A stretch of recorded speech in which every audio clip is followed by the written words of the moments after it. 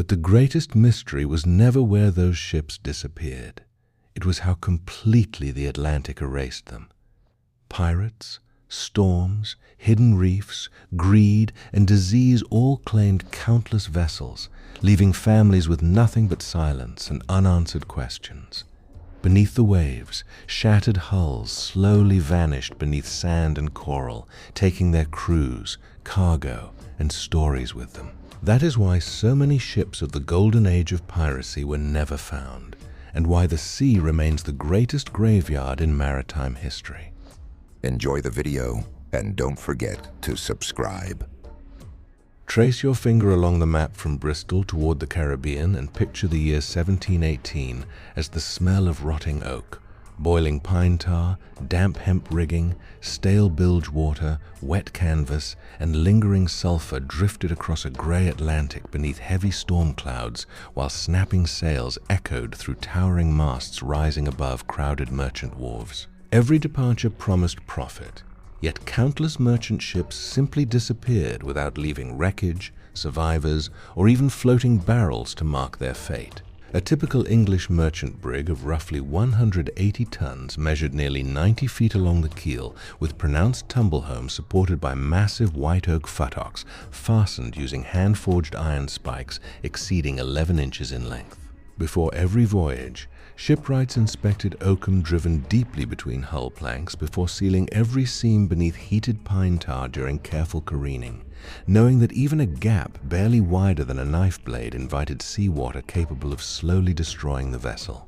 Captains carrying valuable cargo often sailed under letters of marque issued during wartime, yet those documents meant little once the horizon filled with unfamiliar canvas. Articles of agreement governed pirate crews with ruthless efficiency, allowing dozens of experienced seamen to maneuver lighter sloops around heavily laden merchantmen whose deep draft sacrificed speed for cargo capacity. Sugar, tobacco, indigo, cocoa, logwood, silver coin, silk, and gunpowder filled dark cargo holds where every shifting barrel altered stability by inches, while exhausted sailors constantly adjusted ballast to prevent dangerous rolling during Atlantic swells. When one of these ships vanished, families waited months before accepting that the sea had erased every trace. A merchant captain feared calm seas almost as much as hurricanes because light winds transformed a heavily burdened vessel into a helpless target, drifting only a few knots while lean pirate sloops closed the distance with astonishing speed. Many pirate ships displaced barely 90 tons, carried shallow drafts under 9 feet, and spread enormous sail plans that extracted every breath of wind from the atmosphere. Their hulls, strengthened by tightly fitted futtocks and reinforced knees beneath the deck beams, flexed without breaking as they pounded across rough water. Once within range, bronze cannon cast from an alloy averaging approximately 88% copper and 10% tin hurled round shot propelled by black powder composed of roughly 75% saltpeter, 15% charcoal, and 10% sulfur. Ignition began when glowing particles flashed through the touch hole, instantly producing expanding gases that accelerated the iron ball down the polished bore before it smashed into oak planking, tearing long splinters from white oak fibers and sending razor-sharp fragments through crowded gun decks with greater lethality than the cannonball itself. Yet many merchant ships never fired a single return shot because pirates preferred deception over battle. False flags fluttered above carefully disguised rigging, while weathered hulls resembled harmless traders until the final minutes. By the time the black flag climbed the masthead, escape had become impossible. Crews often surrendered without resistance, believing cooperation offered survival. But once valuables, navigational charts, and witnesses disappeared aboard pirate vessels, the merchant ship itself frequently vanished into the endless Atlantic, leaving future searchers nothing except unanswered questions. Entire ships could disappear without a battle because the ocean itself became the perfect accomplice. After seizing a prize, pirate crews stripped every object of value with astonishing efficiency, beginning with sextants, compasses, chronometers, earlier timekeeping instruments such as sandglasses, charts, muskets, powder kegs, anchors, cables nearly 8 inches in circumference, spare spars, sailcloth, food casks, medicine chests, and every barrel of fresh water. Blocks, deadies, chain plates, rudder fittings, and even bronze cannon were transferred plank by plank into waiting boats, despite each gun weighing well over 2,000 pounds and requiring heavy tackle suspended from reinforced yardarms.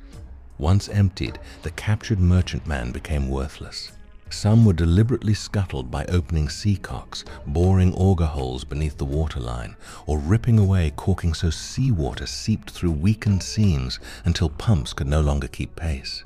Others were set ablaze after tar-soaked rigging ignited, flames racing along dry hemp rope before reaching powder stores that shattered the remaining hull into burning debris scattered across miles of open sea. Storms completed the destruction. Towering Atlantic waves broke weakened masts, currents dispersed floating wreckage across hundreds of square miles, and hungry shipworms quickly invaded exposed timber drifting through warm tropical waters. Within days, little remained except isolated planks indistinguishable from countless others already floating across busy trade routes. To relatives waiting in London, Bristol, Lisbon, or Amsterdam, the vessel had simply vanished, its crew erased so completely that insurance records often became the only surviving evidence the voyage had ever begun.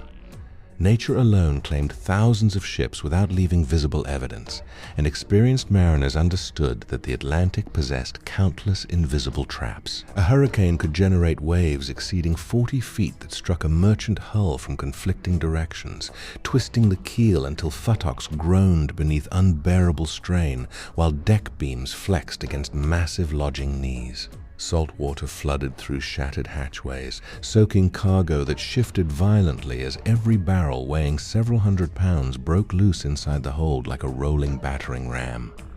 Iron fastenings slowly weakened beneath relentless corrosion, while mast partners cracked under enormous compression from towering lower masts supporting acres of canvas. If a mainmast collapsed, the falling yards often smashed boats, pumps, and steering gear before dragging tangled rigging beneath the hull, where cables wrapped around the rudder and robbed the vessel of control. Even without pirates, a ship driven onto hidden coral reefs disappeared astonishingly fast. Sharp limestone tore open oak, planking across dozens of feet, allowing tons of seawater to pour inside every minute.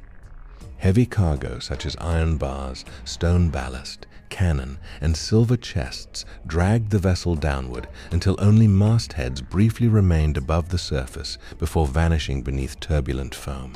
Strong currents buried wrecks beneath shifting sand while coral rapidly colonized exposed timber and marine organisms consumed rope, leather, and cloth. Weeks later, another merchant convoy might sail directly above the sunken ship without seeing a single sign that hundreds of tons of timber, cargo, weapons, and human lives rested silently beneath the waves, preserved only in darkness far below the reach of sunlight. Yet some disappearances resulted from something even more dangerous than pirates or storms, fraud driven by extraordinary profit. Marine insurance expanded rapidly during the late 17th and early 18th centuries, encouraging dishonest merchants to calculate whether a vessel was worth more sunk than safely delivered. Aging ships whose oak frames had begun to rot beneath layers of fresh tar could be overloaded with stone ballast, inferior cargo, or leaking casks until freeboard measured only a few feet above the waterline. Surveyors rarely accompanied long Atlantic crossings, leaving captains enormous discretion once land vanished beyond the horizon. Pumps operated continuously as seawater entered through exhausted seams where old oakum no longer sealed the planking despite repeated careening. Some owners knowingly delayed replacing cracked futtocks, warped deck beams, and corroded iron bolts because complete reconstruction cost more than the vessel itself. Crews often noticed the warning signs first. Doors no longer closed squarely. Bulkheads creaked under unusual compression, and fine streams of water appeared between ceiling planks with every heavy swell. When a weakened hull finally encountered rough weather, the immense longitudinal stress caused the keel and framing to flex beyond their design limits. Cargo shifted, seams opened wider, and thousands of gallons flooded the hold before exhausted sailors could operate the brake pumps quickly enough. Without nearby witnesses, insurers received only silence. The missing ship entered official registers as lost at sea, while grieving families blamed storms, hostile privateers, or pirates, never realizing that greed, neglected maintenance, and deliberate deception had condemned the voyage long before the anchor was raised from the harbor floor. Merchant ships vanished without a trace because the Atlantic combined piracy, hurricanes, hidden reefs, structural failure, disease, fraud, and human greed into a single merciless force. Long before rescue could arrive, the sea erased wreckage, scattered evidence across vast currents, and buried countless vessels beneath sand, leaving only legends where entire crews had once sailed.